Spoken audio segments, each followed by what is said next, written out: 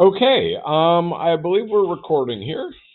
This is a new thing. I'm not using Jamboard. I'm trying to jam a few things on. And what I've got here is I've got my TI calculator up on the screen using WabEmu. I've also got the instructions written out to the left, and I'm going to walk through on the calculator just sort of step by step. So hopefully you've downloaded a Riemann program. This is the one specifically called Riemann for the TI-84. And under program, we see our list of programs. The only one on here on the emulator is Riemann, so I'm going to go ahead and start it. And when I hit enter, it will in fact start the program. I type in my model. The velocity is equal to times squared. It's asking me for the lower bound. We started at times 0, and our upper bound, we are interested in how far does it go in the first 3 seconds. And when we were doing this manually, I'm doing the exact same problem. We had done this with 12 partitions. So what it's now going to do is it's going to draw us a little graph. There's 0 to 3 of y equals x squared. Now, when I press enter, it's going to give me some options. Do I want a left sum, right sum, midpoint, trapezoid sum, or definite integral? Don't worry about trapezoid or definite integral. We will talk about those later.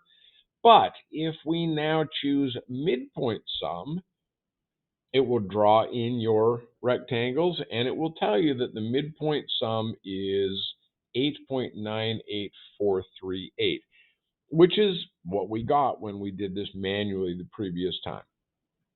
So what I would like you to do, just to get the hang of what we're talking about here, I would like you to create yourself a little table. We've got our velocity is equal to time squared. We're looking at the interval 0 to 3. And I would like you to make a table that says n, which is the number of partitions. Left, middle, and right rectangular approximations. And I would like you to start with 6 partitions and then do 12, 24, 48, 100, and 1000. Now we already know that this one is 8.984375. You don't have to do all these, but do enough that you start to feel comfortable, and do enough that you start to see some convergence of the numbers as you increase the number of partitions. So go ahead and pause the video. I'll let you do that.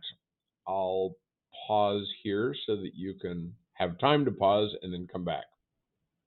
All right, welcome back. Hopefully you've filled out some of this table. You're feeling pretty comfortable with what's happening here. And I'm going to go ahead and I'm going to write down the values that we got for 1,000 partitions. We got for the left 8.9865045. Notice that this is low, or notice that it will be low. You won't notice anything yet because I haven't filled in the rest of the numbers. For the middle, we have 8.999999775. And for the right, we have 9.0135045. Now you might notice that compared to the middle, this is a little bit lower, this is a little bit higher, but that these appear to be converging on 9 units. All right, so I'm going to stop this video now. We're going to go on and talk about some more examples when we come back, but I am trying to make these videos fairly short and to the point. So I will see you next time. Thank you.